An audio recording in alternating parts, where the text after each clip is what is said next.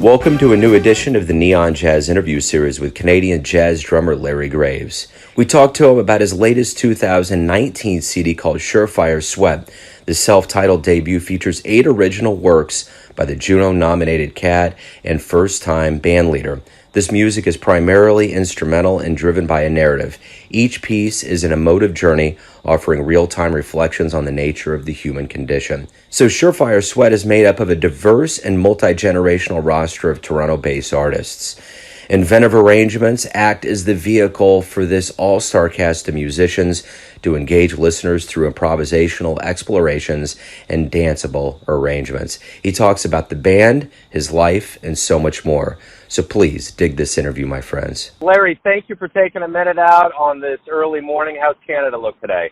Well, thanks for having me. And yeah, it's kind of a gray day, but this week's been up and down, so we're seeing the end of the warm season, right? Yeah, absolutely. So let's dive right in here and talk about this self-titled debut, Surefire Sweat. Give me an idea of what you were going for with this project. I've been,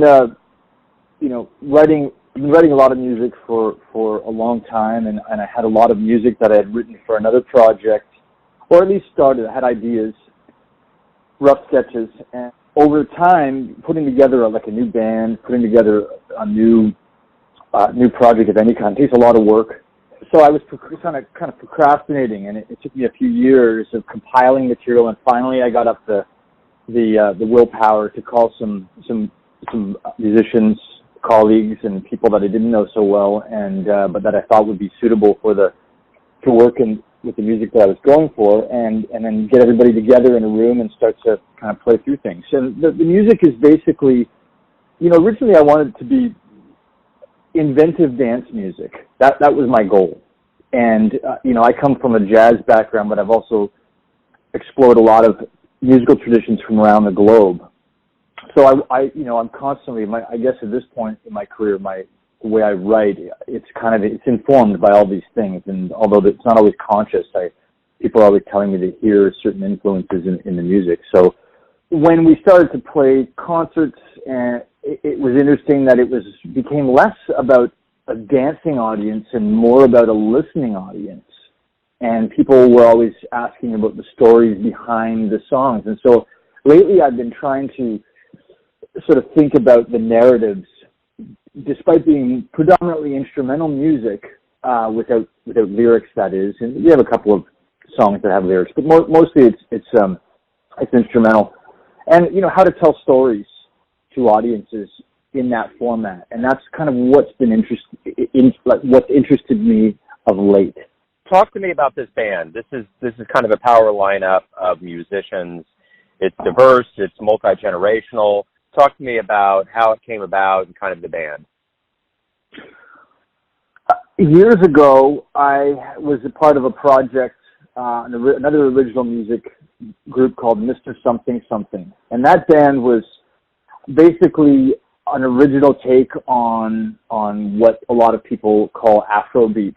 But it was very much on the fringes of Afrobeat. But there were a lot of influences from Fela Kuti's music and other jazz artists as well.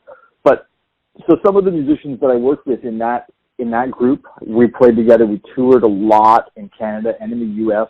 The bass player Liam Smith and the guitar player Paul McDougall, we played a lot together. And so I knew that those two musicians would have some of the sensibilities that I was looking for in this project. And so they got called early on, and they're sort of the first wave or the first call players for the band, and they played on the album.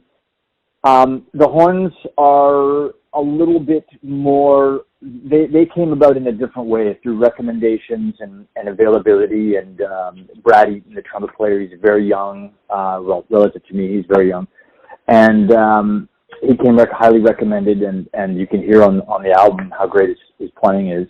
Elena Capoleras, she's a seasoned saxon woodwind player around the Toronto region, and again, she's an excellent improviser, and she's really putting a lot of time in the project, and so she brings a personality to the group that's is specific. And my good friend Dave Chan, who is a percussionist, we work together. We work together in another band called Drumhand. That's mostly a percussion and horn-based project. He's a good buddy, and he gets where I'm coming from and is easy to work with. And so that's kind of the collage, bringing all these people together and experimenting a little bit. And it's a revolving door. Sometimes people aren't available, so we have other people that definitely contribute to the mix at times. But that's the core of the band, at least on the album.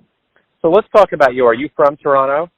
Not originally. I was born in a city called Ottawa, Canada's capital city, much smaller than Toronto. But I've been here for almost 20 years now in Toronto. So how did you get roped into jazz and playing music? I took piano lessons, but when I was a kid, like pretty much everybody did, and I had the opportunity to play in the school band, and the school band teacher wanted me I wanted to play drums. I'd seen somebody somewhere playing drums, and so I was interested in drumming, but my school band teacher was like, no, you have to learn a real instrument first. That was literally the language that was being used. So I played trombone for a couple of years, very poorly and unenthusiastically. And then finally, long story short, my parents just said, look, if you really want to play drums, let's get you a private teacher. Let's do this properly. And I got really deep into it. I loved it. And I had a couple of good teachers early on who turned me on to music of all genres, everything from Led Zeppelin to John Coltrane to Jimi Hendrix, across the map, everything. And so I got really deep into jazz, being that jazz is one of the musics where I think more often than not, the drummers can really express ideas and, bring their personalities in I don't know, maybe a broader scope than some popular music styles. Although I love R&B and Motown and different styles as well. But so I tried to be a jazz musician for a lot of years, and then I discovered that all these musics came from Africa. And everybody kept telling me, Africa, all these musics are from the African diaspora. You should look into that. And so, again, long story short, I had a chance to go and learn with some people in West Africa. So I over the past 20 years, I've made a lot of journeys to Africa to learn from great master musicians and distill what I could from those traditions. And so I think people tell me they can hear that in the music, and I try not to appropriate musical devices and ideas, but rather trying to pay a respect through my love of that music through music that I create, and I'm always encouraging people to go to the source and learn from the people who came before us, because we're all borrowing and sharing ideas, right? So you are a Juno winner, and you've been around for a long time. Are you happy with how things have worked out up to this point in your career? Wow. Well, I think happiness is a bit of a moving target. I think it's always changing. There are days when I feel like I'm doing the right thing, I'm on the right path, and there are days when I definitely feel like I've missed something along the way, or I made a bad choice. But I'm excited about this music. I'm excited about this album, and I'm excited about this band and some of the possibilities for it. I like to make things, and I like to experiment with forums, musical forms that excite me, and so this is a good forum for that. So in terms of happiness, I guess every day is a bit different, but this is what keeps me going. It's one of the things that keeps me moving forward as an artist, and challenges me and offers me a reason to try and connect with audiences and offer something to the world creatively. So what was one of the first live jazz shows you saw that really, really excited you? I got to see the Count Basie band with Dizzy Gillespie. That was pretty cool. I was very young. I don't think I had a clue what was going on, but I definitely had a visceral connection to the music. Obviously it was past Count Basie's time, but the band was still happening.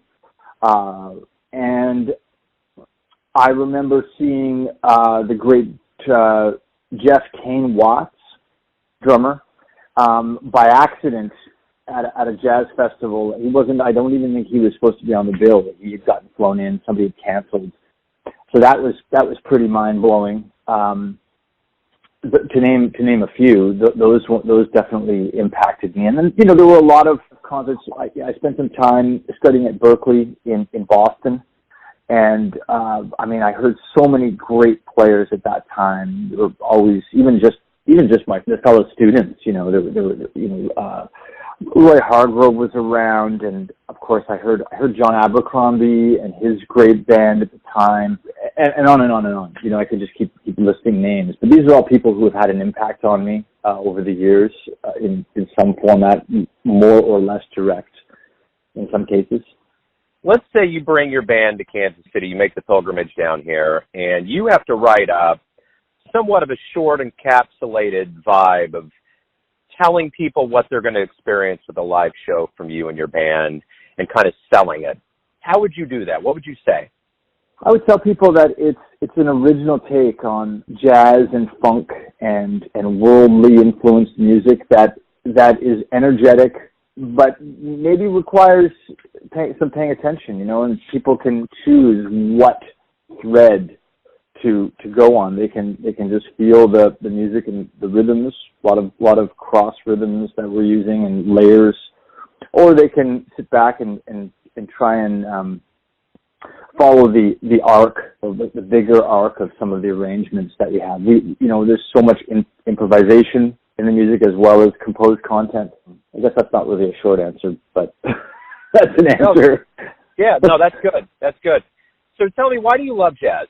I kind of feel like the original impetus for what's now known as jazz, and jazz has, as we know, many different tendrils. It can mean a lot of different things. There's many forms of jazz, but I kind of feel like one of the things that can't be denied, unlike certain other forms of music or genres of music, I feel like jazz is about spontaneity. There has to be some element of spontaneity and also some element of trying to reach for something. I don't know what exactly, maybe a different flavor, a different color, or push the envelope in some way. Even in mainstream jazz, I feel like people are always putting themselves out on a limb. Just the nature of improvisation is taking risks. It's taking chances. You're not playing something that's always prescribed ahead of time, that's decided in advance. Even though along the spectrum of jazz, there's a wide scope. You can have completely improvised music, and you can have music that's very, very orchestrated, and then every possible mix of both. So to me, that's kind of what jazz is about. It's about trying to bring in different influences, not only musical influences, but social influences, cultural influences, your living situation. You get to find a way to express yourself that's extremely personal. And I think if I had to distill it down, that's how I think of jazz. So everything's going to come down to this. Everyone has their version of who they think you are, or an interpretation. Your family, your friends, your fans, bandmates. But you know yourself best. Who do you think you are? I think I'm a person who wants to feel connected, just like everyone else. I think that's common ground. But I'm one that I don't necessarily deviate from convention, but I definitely am open to exploring new ideas and maybe not following the most walked path. I think sometimes I go the other way. If I see something that's extremely popular, I'm looking for a different way to explore that idea. Maybe trying to be a critical thinker. That's another aspect of it. Trying to look for other possibilities. I don't know if that answers the question, but no, it does. No, it does. It does. It's a big question. You totally answered it, Larry. Thank you for taking a minute out to talk about the band, about the new project, and about your life of music. I appreciate it. Joe, really appreciate it, and best of luck, and hopefully we're in touch again. Thanks for listening and tuning into another Neon Jazz interview, where we give you a bit of insight into the finest cats in Toronto, Kansas City, and spots all over the world, giving fans all that jazz. And thanks to Larry for his time, music, and stories. If you want to hear more interviews, go to Famous Interviews with Joe Domino on the iTunes Store. Visit neonjazz at youtube.com, and for everything Neon Jazz all the time, go to the neonjazz.blogspot.com. Until next time, enjoy the jazz, my friends.